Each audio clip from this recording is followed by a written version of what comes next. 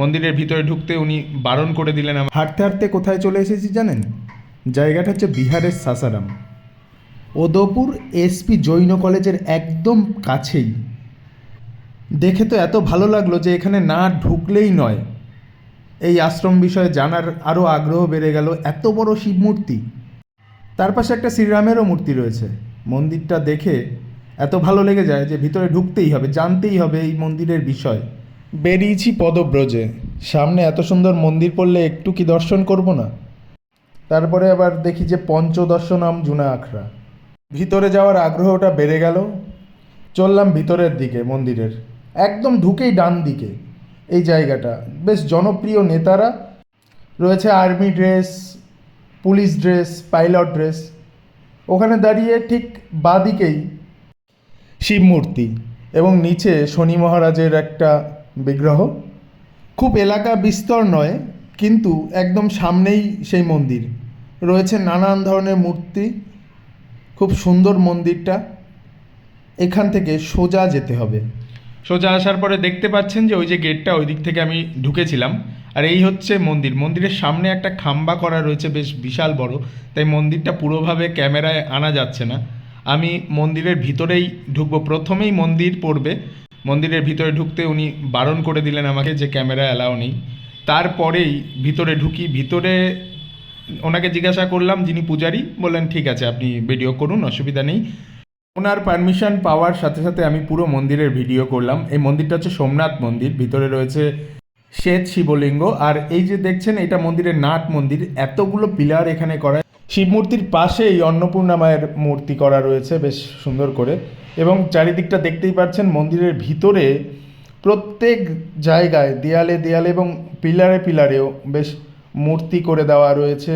এদিকে মন্দিরের মূল গর্ভগৃহর পাশেই এই যে দেখতে পাচ্ছেন মহাদেব, হনুমানজি, তারপরে মহাদেবের ভৈরব যে রূপ, সেই রূপ, সরস্বতী মা, লক্ষ্মী মা, তারপরে মা কালী, এনাদের সবার, গণেশজি, সবার বিগ্রহ না সুন্দর করে মন্দিরের ভিতরে সাজানো হয়েছে। মন্দিরের ঠিক পিছন থেকে বেরিয়ে পড়তে হয়। বেরোনোর পরে এই যে কাঁচ লাগানো রয়েছে, এখানে একটা মা কালীর বিগ্রহ রয়েছে। তার পাশে উনি প্রসাদ দিচ্ছেন, ছিন্নমস্তা মা কালীর বিগ্রহ। মন্দিরের পিছন দিক থেকে সোজা চলে গেলে আমার নজরে পড়ে যে এই জায়গাটায় এনারা থাকার ব্যবস্থা করেন সবার।